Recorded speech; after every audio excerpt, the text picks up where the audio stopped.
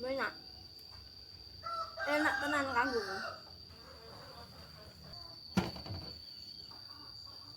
Buka cemilan pagi hari lur, gatot. Iki lho lur sing jenenge gatot ke. Iki telo sing ireng ngene iki diarani gatot ing aku iki kena digawe puluran. Dikrawu karo kambil. Nah, iki dikeduki ning piring ini, terus engko ulet karo klopo. Mari ngene ulet lur. Mang klopone ora lali dikeki uyah lho, gen eneng rasa gurihe. Nah, iki wis dadi panganan mewah ala lambene wong desa kaya aku.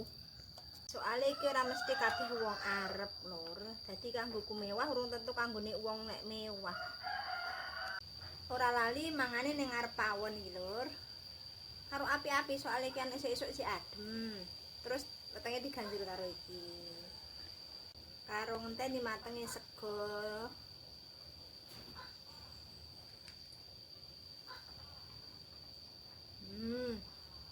Ireng tekan jero-jerone tapi rasanya enak. Iki rasanya iki kenil-kenil lur. Ulen kenil-kenil. Enak. Enak tenan kanggo.